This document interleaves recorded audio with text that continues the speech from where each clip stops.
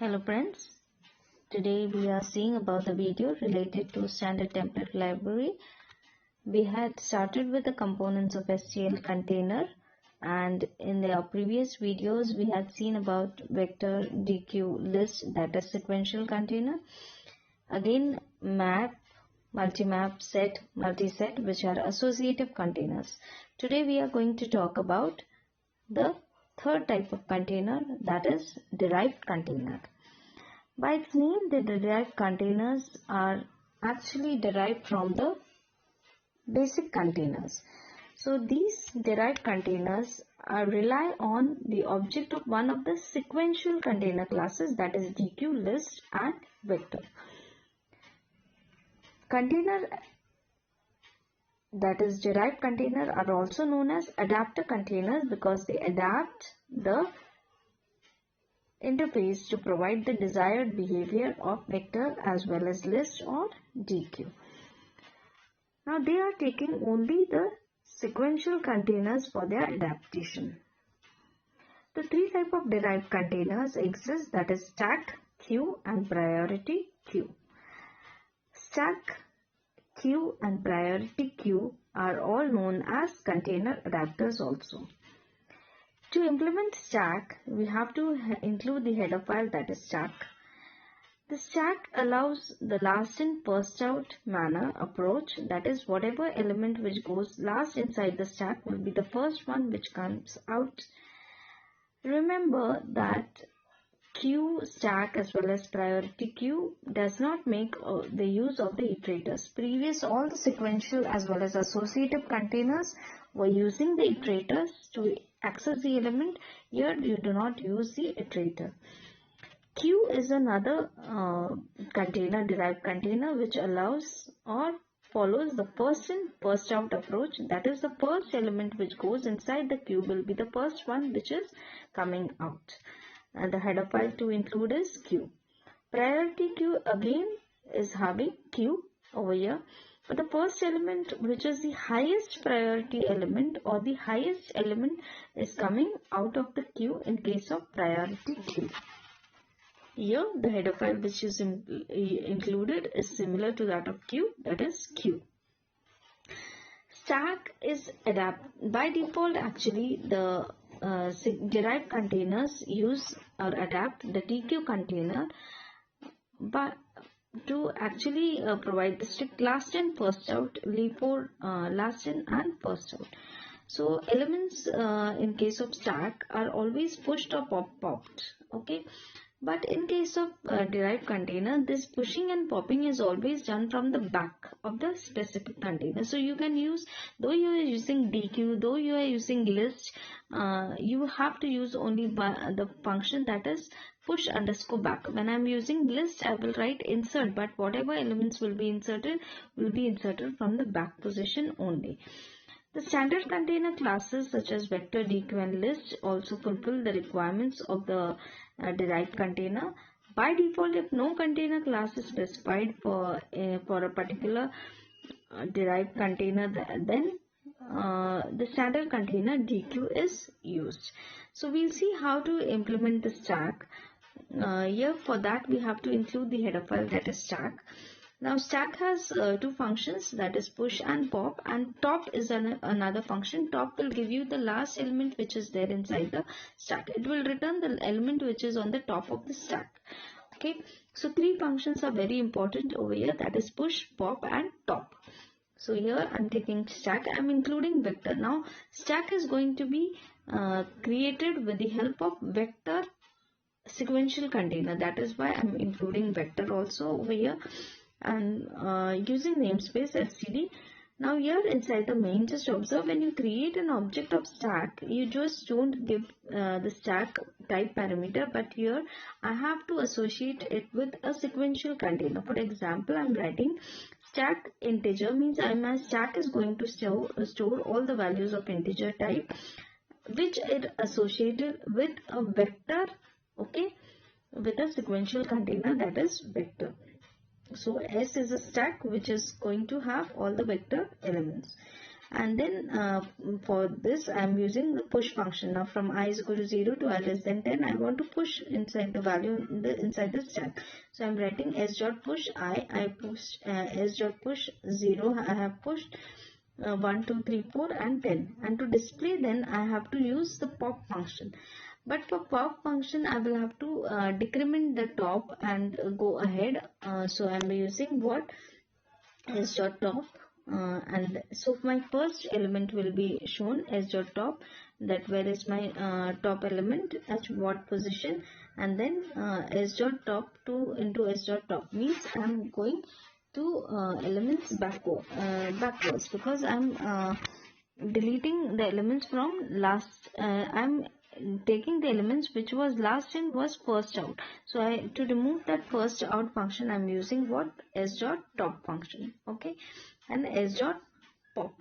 S dot pop function will give you remove that element from the stack. Top will give you the value which is on the top, whereas pop will erase that value from the stack. Okay, so that is being done over here.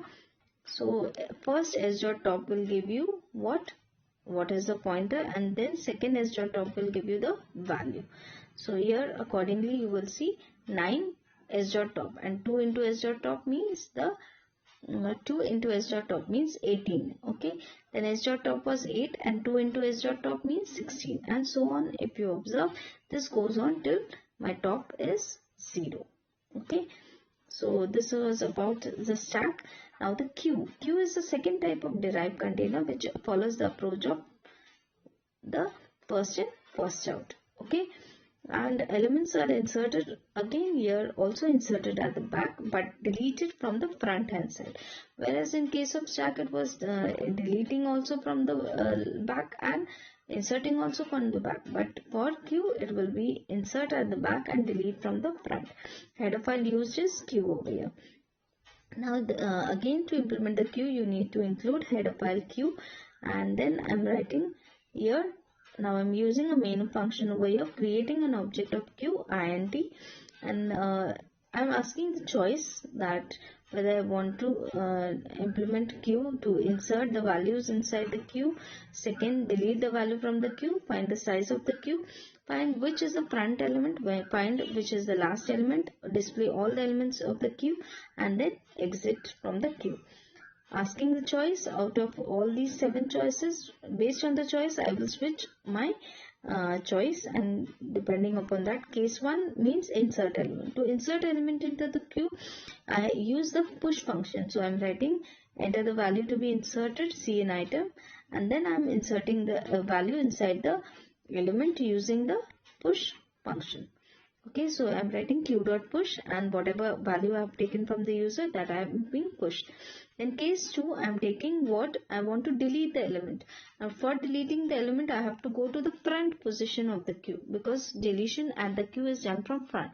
So I am writing q dot front, which goes into the item, and then I say pop that item. So I am writing q dot pop.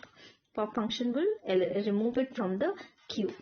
Again, element has been deleted.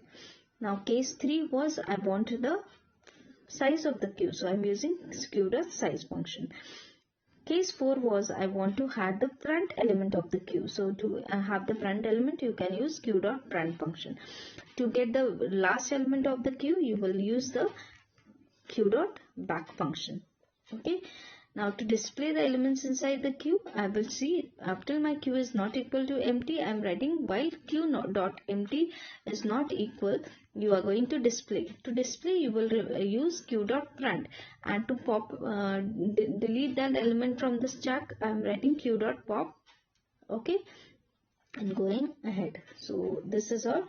My case 7 was exit, so I am using exit function for which I have included the header file cstd lib. So this was about the queue, and all the if the default choice is given, I will say wrong choice has been there. So implementing the queue, you will observe the output of the previous program that you have inserted, and then inserted 3 elements from the queue, and you can check out what can be the output of the previous program. Okay, insert the element into the queue, and I had inserted 22, 34, 56, and then to check the first element, last element will be 56, first element will be 22. To display the elements, I'm writing 22, 34 and 56. Okay, and then lastly, when I'm writing A7, enter your choice A7, it will exit from the program. So this was about the stack and queue. Now we are going for the priority queue.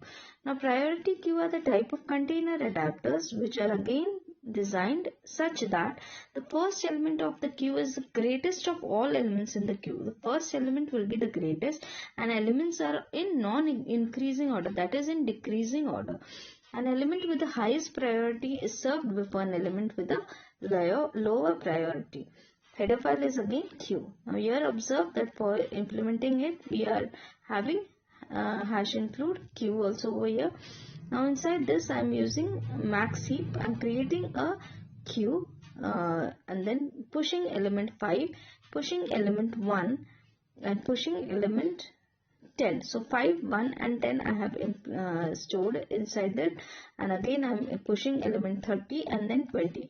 Though I have pushed it in any manner, it is going to give the highest element will be the first element. So 30 will be my first element of the stock. So when I'm just displaying pq.top, it will give me 30 as my first element, then 20, then 10, 5 and 1. So accordingly, push and pop functions are used here also.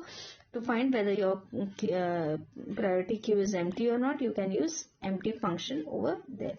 So this was all about the priority queue and the derived containers, stack, queue and priority queue. In the coming videos, we are going to talk about the different components of STL, that is algorithm and iterators also. Thank you. Have a nice time.